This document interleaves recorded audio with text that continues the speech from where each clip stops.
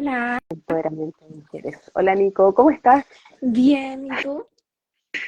Bien, también. ¿Qué? Estaba ahí contando algunas cosillas Del y como programa por sí ejemplo, escuché algunas cositas. sí, Cuéntame. bueno, gracias por este tercer encuentro, Nicole, que hemos sido como muy claras en apuntar al contenido que hoy nos reúne y que es poder hablar de violencia. Bueno, a través de este programa que es financiado con recursos del gobierno regional se apunta al empoderamiento de las mujeres y esto también tiene que ver con el vivir una situación que lamentamos, pero que es necesario que las mujeres conozcamos cómo detectarla para poder enfrentarla y que tiene que ver con la violencia. Entonces a mí me gustaría que pudiésemos ir, ojalá, de mayor a menor o Ujú. de lo más macro a lo más micro, abordando este tema.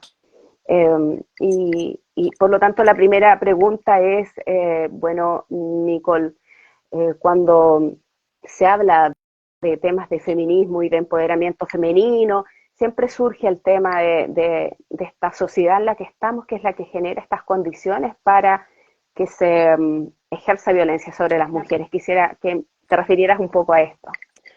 Sí, bueno, saludar también a la gente que nos está viendo y a quienes nos van a ver más adelante. Cuando nosotras hablamos de empoderamiento femenino, cuando hablamos de fortalecer la autonomía de las mujeres, creo que es inevitable hablar también de la estructura en la que estamos insertas como parte de una sociedad, ¿cierto? Y que de esta estructura también devienen un montón de situaciones de violencia, violencia que nosotras podemos ver más fácilmente, como por ejemplo los golpes, la violencia física, ¿cierto? Pero también otro tipo de violencias que surgen de justamente esta misma desigualdad que tenemos mujeres, personas mayores, disidencias sexuales, ¿cierto? Versus los hombres, heteros y géneros, ¿cierto? Entonces, creo que es inevitable no situarse en ese contexto para poder entender también por qué surge la necesidad de empoderar a las mujeres y de trabajar en pos de la autonomía de las mujeres. Nicole, y cuando se habla de este contexto, como cómo las personas podemos identificar como esta realidad que en realidad genera este tipo de desigualdad. Porque, por ejemplo, yo podría decir en mi caso, por la personalidad que tengo, por la formación que he tenido, no me he visto muy afectada por estas situaciones, o en realidad me han resbalado. Eh, pero para otras personas pueden no ser evidentes porque el conocimiento, las realidades son distintas. Quisiera que nos pudieses como ejemplificar. Claro. Pero bueno, tú decías que como dentro de tu contexto, por tu personalidad y todo, quizás las situaciones de violencia no se han hecho tan evidentes, pero sí, por ejemplo, en ejercer el rol de la maternidad. Por ejemplo, de repente cuando vamos a entrevistas de trabajo y nos preguntan si tenemos hijos, si no tenemos hijos, si queremos tener hijos en algún momento, o cuando sales con las amigas y te dicen, ¿y con quién dejaste a tu hijo? Entonces, esas pequeñas atribuciones asociadas a los roles, que también creo que lo hablamos en algún momento, los roles y los estereotipos, ¿cierto? Uh -huh. Los estereotipos es lo que se piensa socialmente que debe hacer un hombre por ser hombre y una mujer por ser mujer, y los roles, no, los estereotipos es cómo deben ser y los roles es qué es lo que deben hacer en esta sociedad. Nosotras generalmente hablamos mucho de, por ejemplo, el trabajo doméstico, porque es lo que se espera que como mujeres hagamos. Entonces, existe este tipo de violencia que está en el lenguaje, a lo mejor, eh, que tiene que ver con compatibilizar los muchos roles que podemos ejercer como mujeres y que de repente no están tan, no nos damos cuenta en realidad, están demasiado naturalizados como para poder darnos cuenta. eh, y hay tipo de violencia que surge muy desde, o sea, lo cotidiano, desde estar, por ejemplo, Uh -huh. caminando por la calle, ¿cierto? Y que, no sé, te te digan algo en la calle o que te critiquen por tu manera de vestir o porque, no sé, estás mostrando mucha pierna o porque el escote, que te acosen en la calle, ¿cierto? O que te menosprecien tus capacidades o tus habilidades por el hecho de ser mujer. Entonces, no solo la violencia intrafamiliar es violencia que nosotras podemos encontrar dentro de la violencia de género, ¿cierto? Sino también existen otros tipos de violencia que son muy cotidianos, o sea, desde incluso ver esto de las propagandas, no sé, para el Día de la Mamá y que están regalando cosas de cocina, no sé, para el Día del Niño, la niña, ¿cierto? Cuando hablábamos de los roles, o sexualizando también, no sé, las cremas, cuando dice el 90% de las mujeres no quiere tener celulitis, entonces nos empiezan a instaurar también un discurso que tiene que ver con la violencia hacia nuestros cuerpos. Entonces hay muchos tipos de violencia que tenemos naturalizadas lamentablemente porque hemos sido criadas y hemos crecido en esta sociedad también. Incluso yo creo que más de alguna de nosotras de repente ha juzgado a alguna compañera antes de poder iniciar en este mundo y en este proceso también que es de constante aprendizaje y de constante de construcción de las cosas que nosotras naturalizamos hasta hace un par de años, quizás. Ujú. Nicole, y esta violencia que es Ujú. como masiva, pública, ¿cómo se puede, Violencia ahí económica nos nos suena, preguntan, sí, claro. después vamos a entrar en ese detalle como más en lo personal. Ahora justo quería consultarte, ¿cómo enfrentamos las mujeres esta violencia que es como social? Y ahí un poco se hablaba el otro día en el inicio de la Escuela de Formación para Lideresas de lo importante que es este trabajo como colectivo. ¿Qué podemos hacer las mujeres? Eh, y no sé, tomando, por ejemplo, bueno, en la televisión, cuando hay situaciones de violencia, yo estoy en un grupo de WhatsApp y, y, y se comparte como el, mira, podemos hacer la denuncia aquí, aquí y allá, esas Claro. acciones como individuales, pero de modo colectivo. ¿Qué podemos hacer las mujeres para enfrentar estas situaciones? Me recuerda también al inicio de la escuela de lideresas cuando nos mencionaban que si no existen las denuncias, de repente tampoco se puede generar alguna solución porque no está la denuncia de que esto esté pasando. Entonces, Ujú, la organización social es clave para poder avanzar en la prevención y quizás la corrección del sistema que permite que avala cierto tipo de violencia. Y en ese aspecto, desde mi punto de vista, desde la experiencia también, existen dos puntos clave. Bueno, en realidad la organización es el primer punto clave. Ahora, ujú, podemos trabajar desde la política pública, lo que tiene que ver con la institucionalidad.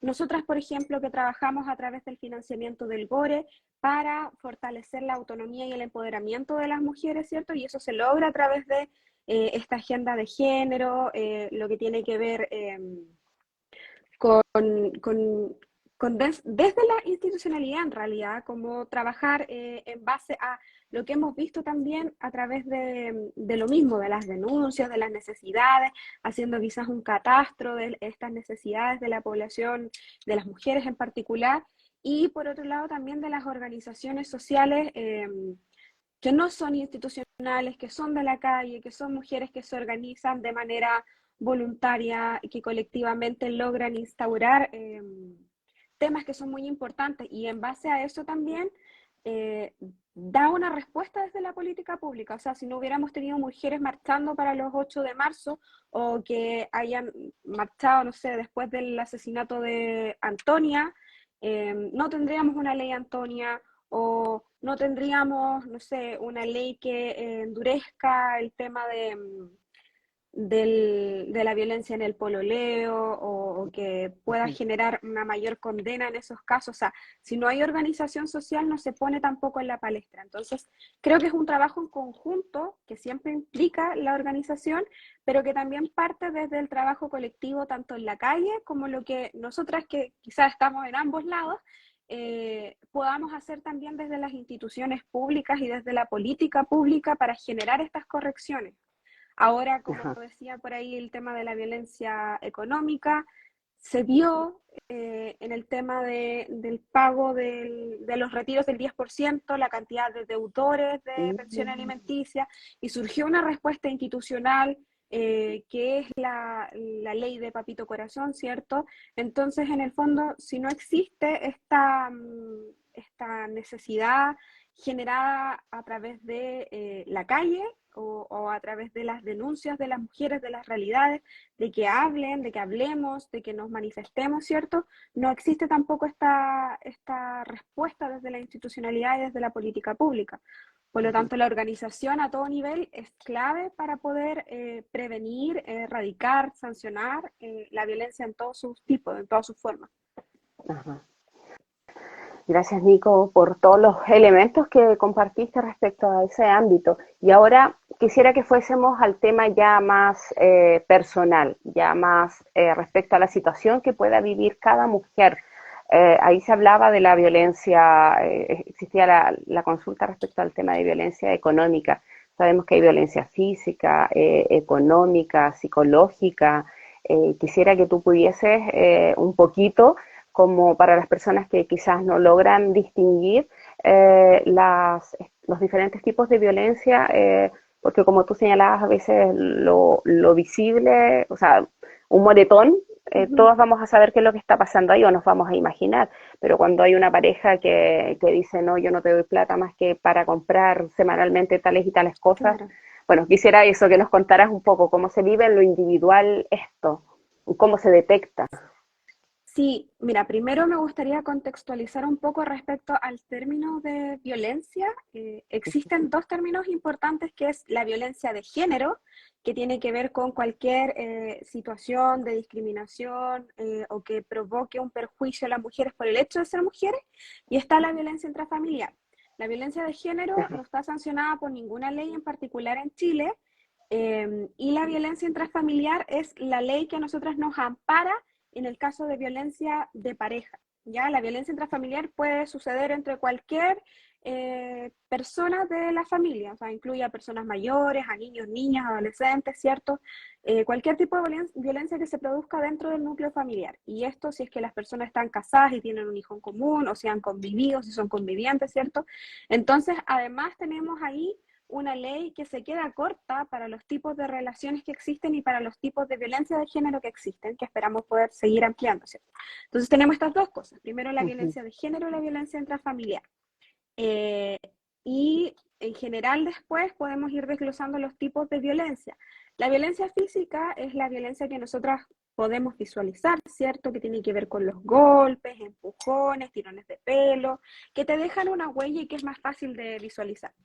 Tenemos la violencia psicológica, que es muy difícil de pesquisar porque no deja huellas visibles. Entonces, si no hay huellas, ¿cómo yo demuestro que estoy siendo víctima de violencia? Creo que a lo Ujú. mejor ahora las redes sociales nos han entregado un poco de herramientas porque también se produce a través de redes sociales, por ejemplo, en el caso de los mensajes, la llamada, los WhatsApp, ¿cierto? Eh, pero si no, es muy difícil y eso también vuelve a revictimizarnos, a que no nos crean que estamos siendo víctimas de violencia porque no tienes el ojo morado. Entonces, la violencia psicológica menoscaba nuestra autoestima, nuestra confianza. Creo que también es una de las violencias que deja mayores huellas, pero que no son visibles. Entonces tenemos esa, tenemos la violencia económica que mencionabas tú también, o sea, que controlen tus recursos propios o que te digan, no, tú no puedes ir a trabajar porque yo soy la única persona que proveo el hogar, entonces si tú no tienes recursos económicos, eso te quita autonomía, por lo tanto no puedes salir, no puedes hacer esto, no puedes hacer esto otro, porque la plata que te dan es justo para la casa. Entonces, ese es otro tipo de violencia, la violencia económica, y que además se da también, como lo vimos en el caso, sí, también, dice, la violencia psicológica se puede detectar si tienes hijos, ellos lo demuestran hacia afuera. Sí, y también, ojo ahí, porque, bueno, siempre se dice que los niños y niñas son como una esponja, ¿cierto? cuando son testigos de violencia, que esta es violencia de género, violencia de pareja, pero también en el fondo se transforma en violencia intrafamiliar, porque además de tener esta relación y cumplir con, como con las condiciones para que sea violencia intrafamiliar, se involucra también a los hijos que son testigos de estas situaciones de violencia. Ujú. Y que pueden manifestarlo. Ahí es clave también el trabajo comunitario en términos de la escuela, los CESFAM, los centros de atención, las y los profesores, ¿cierto? Es clave en el pesquisaje de ese tipo de violencia también. Ya me perdí. ¿Dónde iba? En la de violencia económica. Ahí vamos esas Sí. dos, ¿cierto? O sea, tres. Ya Física, física psicológica y, ajá, y económica. psicológica y económica. Ajá. Sí. Bueno, Nico, hay muchos y tipos de violencia más. ¿Mm? sí, yo quisiera que igual mencionaras otra violencia, de repente sale en algunos espacios, es difícil hablar de eso, pero que tiene que ver como con la violencia sexual que se ejerce también en el matrimonio o en las relaciones de pareja. Y, quisiera que pudieses como describir a qué se refiere estas situaciones que a veces se normalizan, precisamente porque se dan en un contexto de relación de Claro. pareja. Mm. Sí, la violencia sexual, me parece que igual es términos de violencia que se vienen especificando hace poco, que antes estaba muy normalizado, como tú dices, cumplir con deberes maritales, por ejemplo, o como tener que cumplir ese rol porque, bueno, es tu pareja y que para eso está, ¿cierto? Y que es una de tus funciones, por lo tanto la tienes que cumplir, quieras o no quieras. Y esa también es violencia sexual. Antes, por ejemplo, no se consideraba, ni siquiera se cuestionaba que esto fuera abuso o violación. Hoy en día Mm, sabemos que si no hay, bueno, eso también yo siempre lo digo cuando hago talleres, eh, consentimiento, pero también deseo, porque yo puedo consentir porque estoy en una posición de poder inferior, ¿cierto? Porque no tengo autonomía, porque estoy siendo violentada en otros ámbitos también, yo puedo consentir una relación sexual, por ejemplo, pero no sentir deseo. Y eso también genera traumas a nivel de nuestra propia autoestima y nuestro respeto por nuestro cuerpo también. Entonces, ese tipo de violencia hace muy poco se viene desnormalizando, ¿cierto? ujú. Porque antes era parte del deber que uno tenía que cumplir nomás.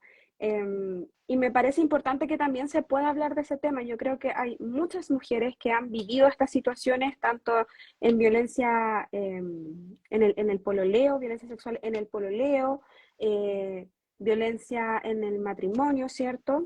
Entonces, Ujú. en el fondo es un tema sensible, pero que es necesario también ir visibilizando porque si hablamos de autonomía física, hablamos de nuestros derechos sexuales y reproductivos y por lo tanto también estamos hablando de nuestro derecho a sentir placer, a sentir gozo, ¿cierto? Y eso necesariamente se vincula con el deseo y no solo con el consentimiento. Y Ujú. eso también es importante, que el consentimiento por sí solo no basta, porque yo puedo consentir estando en una posición de poder inferior. Y eso también muchas veces es cuestionable, es como no, pero si nadie te obligó, ¿cierto? Pero existe una manipulación psicológica detrás, existe una posición de vulnerabilidad que también es necesario comprender para entender este tipo de violencia. Te agradezco, Nicole, que hayas sido como bien clara en eso, porque a veces, obviamente, y menos en redes sociales, como que no se tiende a hablar mucho del tema, y por eso son tan ricos estos espacios de mujeres. Al menos también mi experiencia es que son en estos, en círculos de mujeres, en estos espacios de conversación, en muchas ocasiones con personas donde no nos conocemos, que el hecho de escuchar a otra compañera decirlo y luego verbalizarlo destraba una Claro, situación que se ha vivido por tiempo. Y precisamente con esto lo menciono también por la pregunta es, ¿qué hace una mujer o qué puede hacer una mujer cuando ya se da cuenta que lo que está viviendo no es normal? No es normal, no sé, que el hombre de portonazos, que la pareja la empuje y que viva estas situaciones que a veces, bueno, el golpe es como más evidente, pero estas otras situaciones, ¿qué se puede hacer ahí? claro. Justo delante estaba viendo como una publicación en Facebook donde una amiga compartió y salía como cuando las mujeres nos quedamos ahí y, no sé, pues nuestra pareja cuando se enoja le pega a la pared para no dañarnos a nosotras, pero probablemente un día nosotras vamos a hacer esa pared donde ellos van a desatar su ira, ¿cierto? Entonces, de a poco nos vamos dando cuenta y creo que también hay que ser súper pacientes tanto con nuestros propios procesos como con los procesos de nuestras compañeras. Si nosotras estamos acompañando a una persona que está siendo víctima de violencia, paciencia, porque el círculo de la violencia y lo que produce la violencia en nuestro cerebro también es esta especie de adicción que nos hace permanecer ahí. Eso es algo que me emociona y es súper interesante también comentar que ninguna mujer se queda en una relación para ser violentada. Ninguna mujer se mantiene en una relación porque le guste ser violentada. O sea, creo que eso es la primera premisa que hay que tener en claro. Porque muchas veces hemos escuchado, yo misma he escuchado, bueno, pero si a ella le gusta, si después vuelven.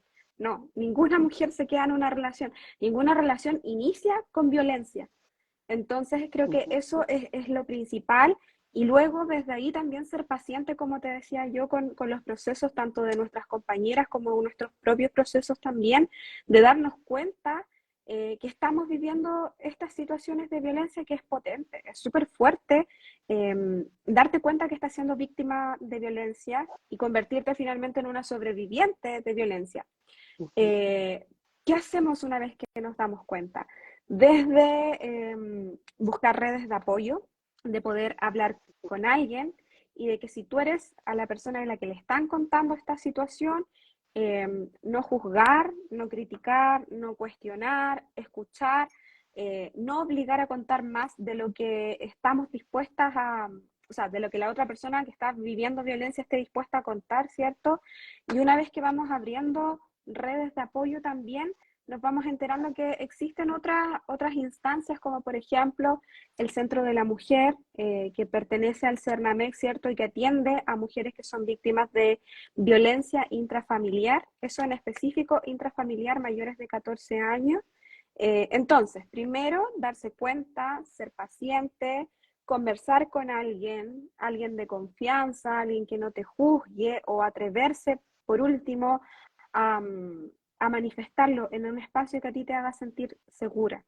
Luego, ver las opciones de atención y reparación que pueden existir, como por ejemplo el Centro de la Mujer. El Centro de la Mujer en el caso de Concepción, o sea, es un convenio entre Cernamec y la Municipalidad de Concepción, pero atiende a Santa Juana, si no me equivoco, a San Pedro, a Concepción, entonces atiende a muchas mujeres. Eh, y muchas veces hay una gran lista de espera. Entonces, ahí también existe otro tipo de instancias que son organizaciones que no son gubernamentales o que son fundaciones, como la Fundación Antonia, por ejemplo, eh, que también entrega atención a mujeres sobrevivientes de violencia intrafamiliar o violencia de pareja en general. Entonces, creo que primero la paciencia es fundamental. Eh, Segundo, poder contar con alguien. Generalmente cuando estamos siendo víctimas de violencia de género, nos vamos alejando de nuestras redes porque, por ejemplo, a las mujeres que tenemos un poco más de conciencia o discurso feminista también nos puede pasar y podemos sentir mucha vergüenza por ello, ¿cierto? A otras mujeres cuando están siendo manipuladas también por sus parejas.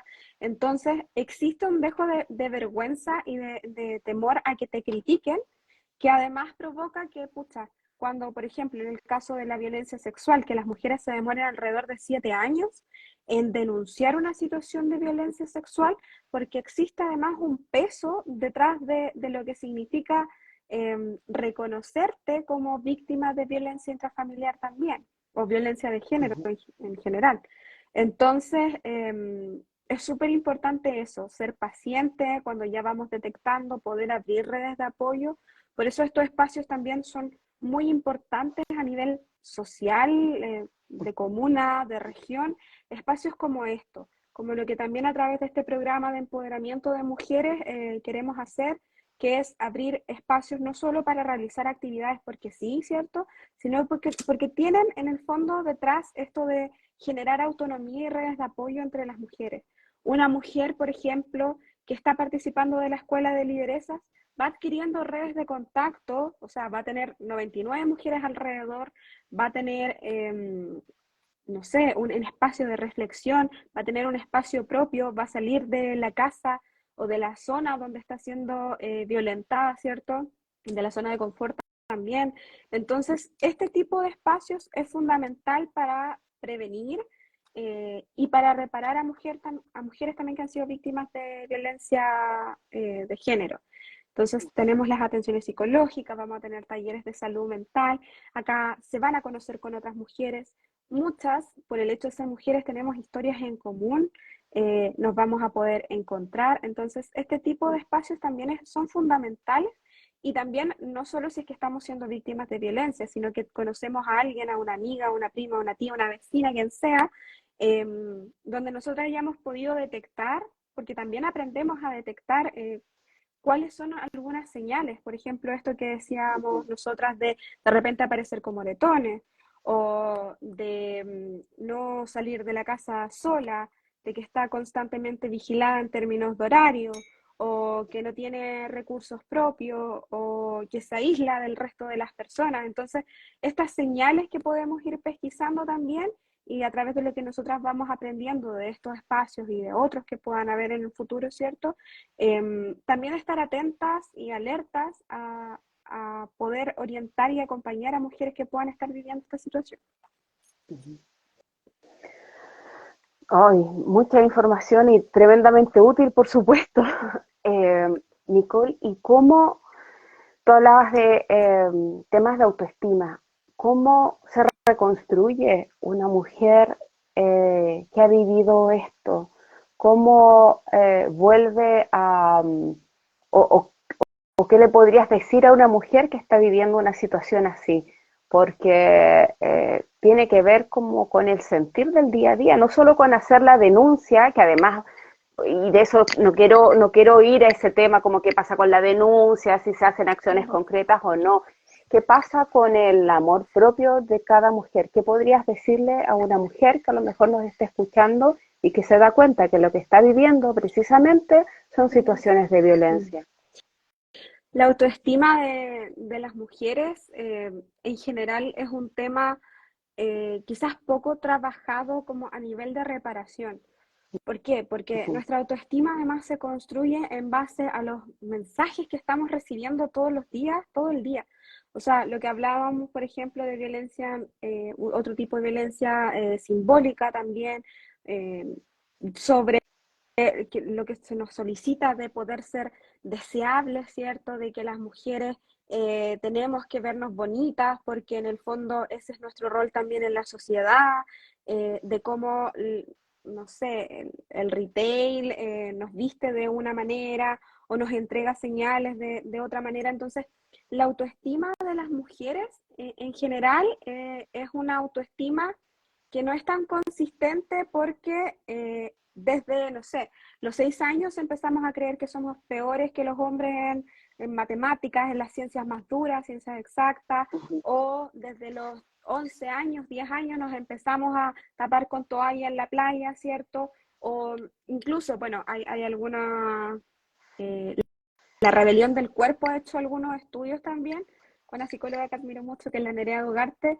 donde se muestran cifras que de verdad son aterradoras, o sea, la cantidad de tiempo que gastamos las mujeres mirándonos al espejo para ver si estamos siendo como atractivas para otras personas también, es inmensa, o las cosas de las que nos perdemos, de las que no queremos participar porque o nos sentimos gordas o nos sentimos feas.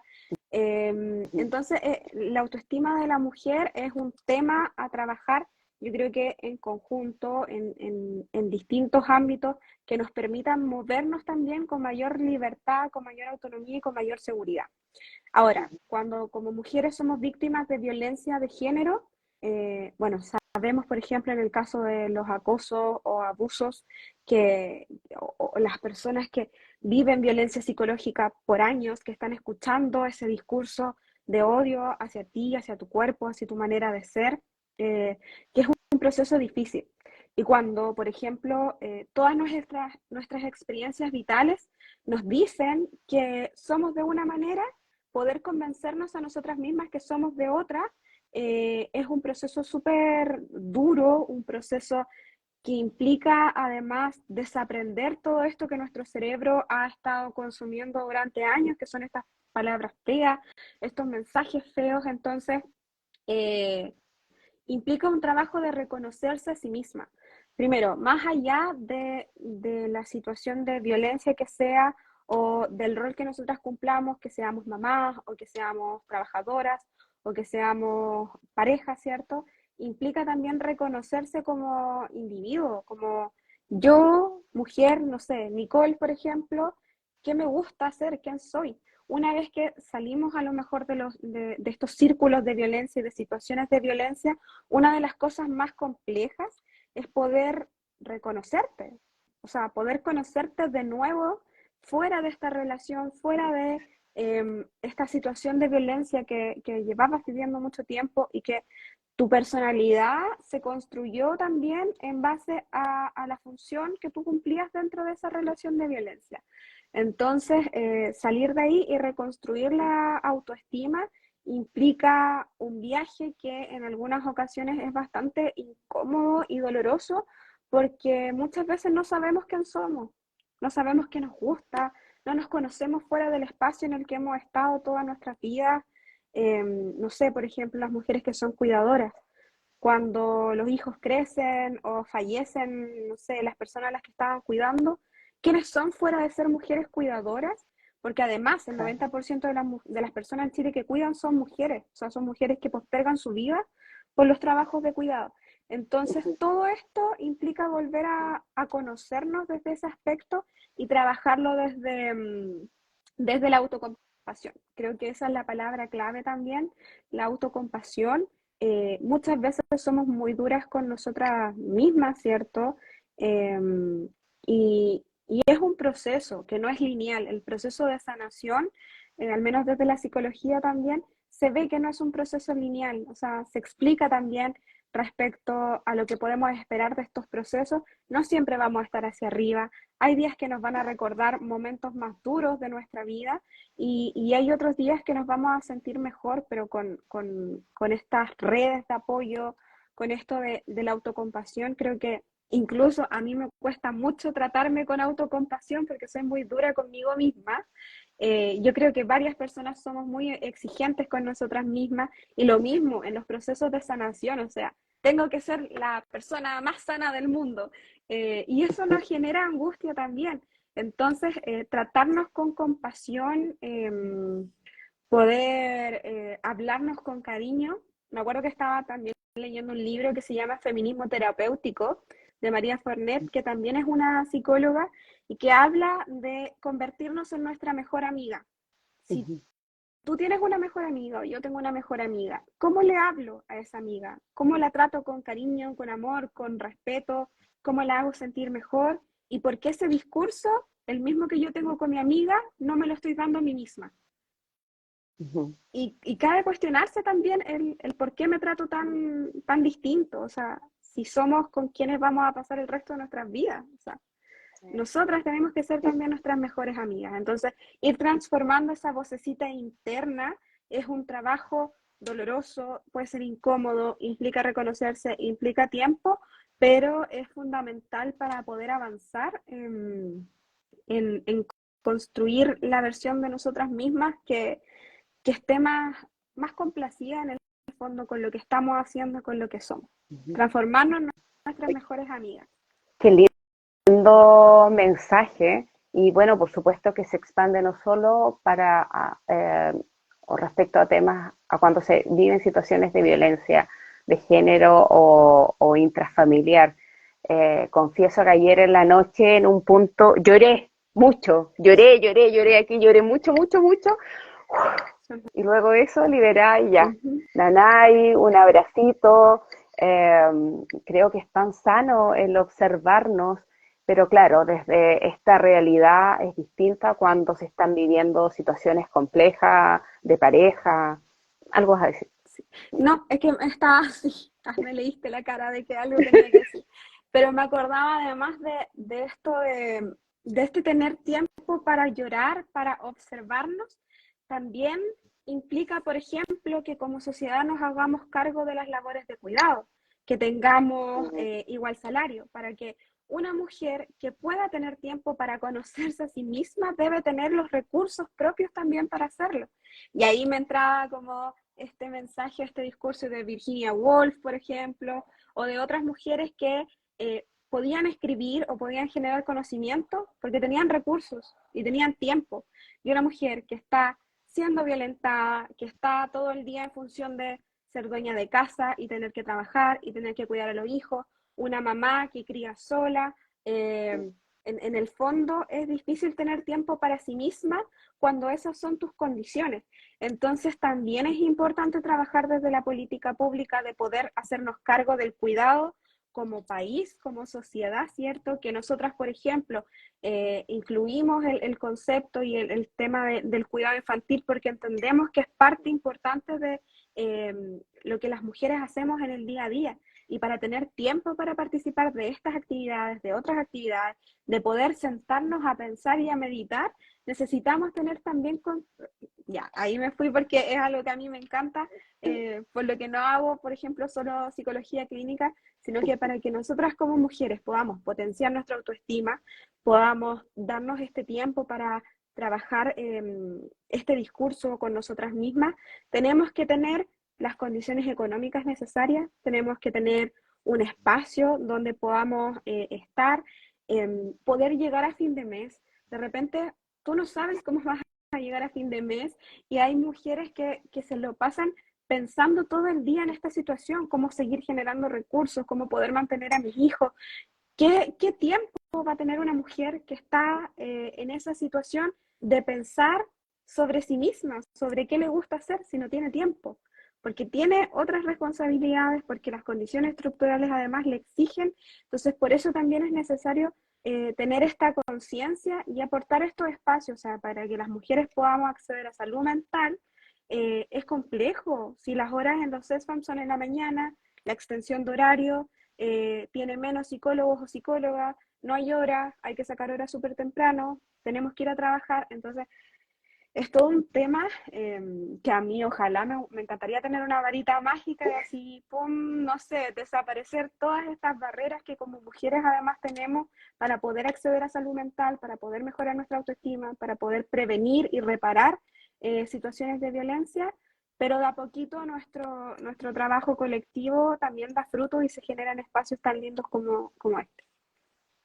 Sí, o sea, de todas maneras, yo creo que de todo lo que tú has dicho, estoy segura que a más de alguien ahora o después cuando vea la entrevista le genera un clic y quizá el cambio no va a ser inmediato, pero sí genera, por ejemplo, el decir, no, yo esta situación no la tolero. Muchas gracias, pero yo esto no lo tolero por A, B o C motivo.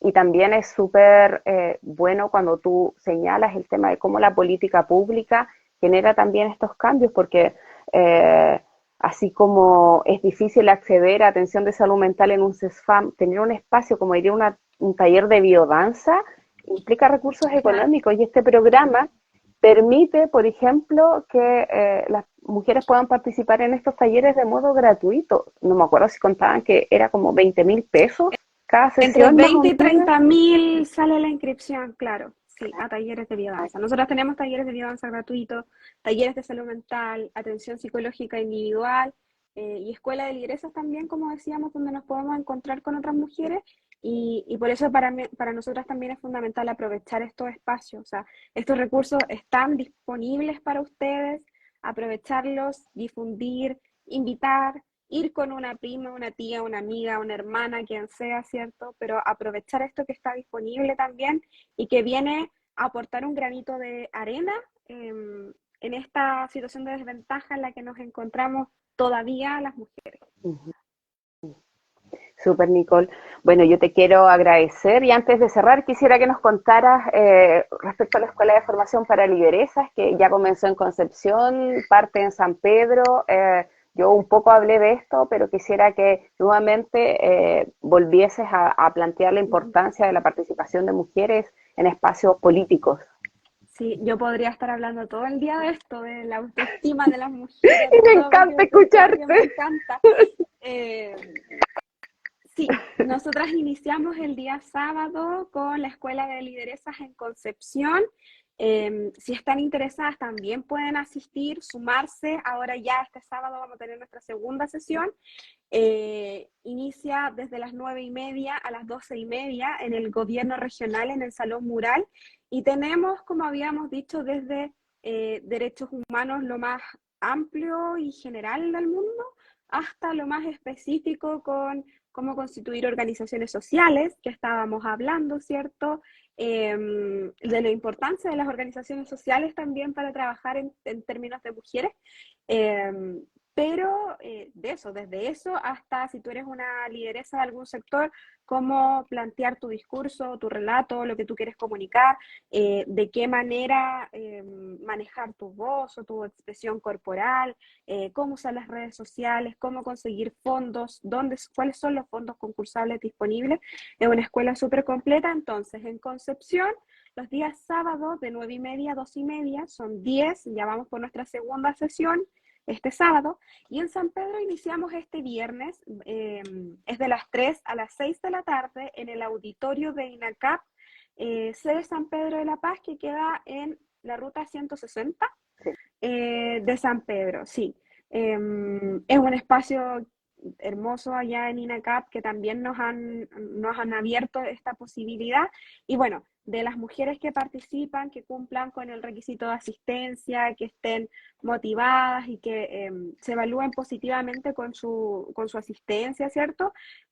Podrán acompañarnos a una pasantía, una visita a La Moneda y el Congreso, con un viaje en bus, con un almuerzo, con colación, con todo, así que para aprender, para acercarnos también, y esta es la importancia de que las mujeres estemos en estos espacios de escuelas de lideresas también, porque hablamos de la participación política de las mujeres, hablamos, ¿cierto?, acá durante este en vivo, de la importancia de la política pública, y para que se haga política pública que beneficie a las mujeres y que sea consciente de las necesidades de las mujeres, necesitamos que haya mujeres en esos espacios.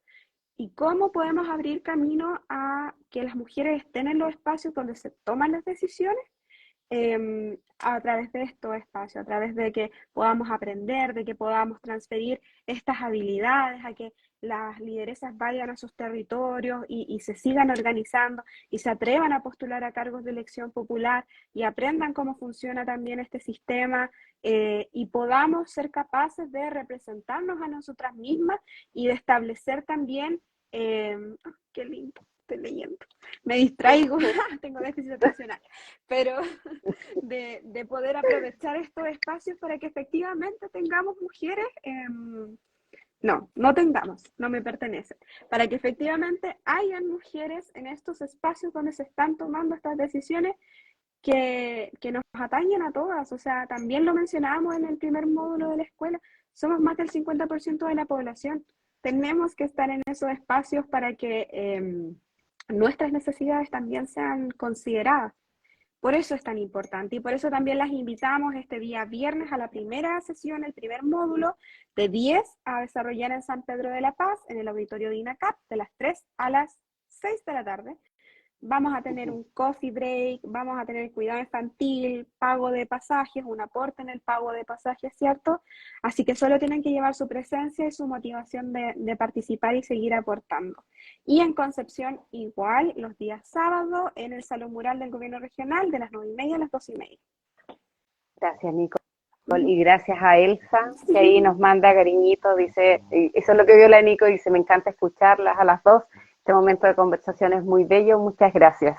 Y a mí, bueno, ahí vamos a ver si más adelante retomamos otros live, porque yo creo, por el momento nunca va a ser suficiente generar espacios donde hay alguna pequeña palabra, experiencia, comentario que pueda ayudar a que otras mujeres tengan esperanza, se den cuenta, pero no desde la amiga date Sí, cuenta como chistoso, sino que no, sino desde desde el cariño, la comprensión. por supuesto, puesto, sabiendo que no son temas sencillos y es súper fácil. O sea, yo le puedo parar el carro casi a cualquiera, pero y yo no puedo hablar por las otras compañeras, imposible. Y creo que hay que estar, hay que ponerse a disposición. Y también, por supuesto, tú hablabas del vínculo con otras organizaciones sociales, es tremendo también, eh, es tremendo aporte de repente el compartir la publicación de otra organización, del Amiga Yo Te Creo, de las callejeras autoconvocadas, de Fundación Antonia, de tantos colectivos y organizaciones más formales que apuntan a estos temas y de repente hay pequeños mensajes que chuta, son la llave para abrir la puerta y poder salir a respirar y creer efectivamente que otro mundo es posible. Que dice así, gracias por todo gracias por todo lo lindo de su trabajo, por ayudarnos a empoderarnos. Yo sé que no, el apellido me acuerdo que es Boulanger, el nombre no me acuerdo. Así que Gina, gracias, chiquilla. Gina. sí, ella es de San Pedro. Así que Nico, sí. Nico, muchas gracias por este espacio y bueno, te invito a que te despidas de quienes están viendo este momento. Sí, bueno, gracias. A mí ya hemos dicho tantas veces que me encanta hablar. Eh, podríamos estar hablando todo el día de esto, ¿cierto? Más adelante podemos generar a lo mejor algún tema en específico de autoestima de las mujeres. Creo que no había surgido ese tema y fue una pregunta súper clave de ya. Descubrimos que, no sé, que existen estas violencias, las podemos identificar, podemos, ya, vamos a denunciar o vamos a poder participar de cierto espacio de reparación, pero ¿qué hacemos después? ¿Cómo nos reconstruimos?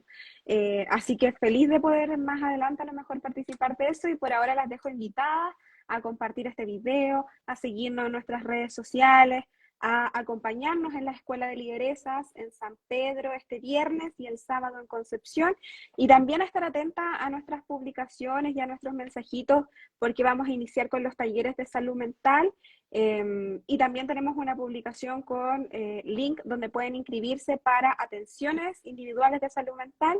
Y nada, muchas gracias a las personas que nos están viendo, que nos acompañaron hoy día, que nos dejan mensajitos y también a las personas que nos van a ver cuando este video ya esté ahí colgado en nuestro perfil. Gracias, Nico. Muchas gracias a ti y a quienes nos acompañaron. Que sea una linda jornada. Nos vemos prontito. Chao. Chao.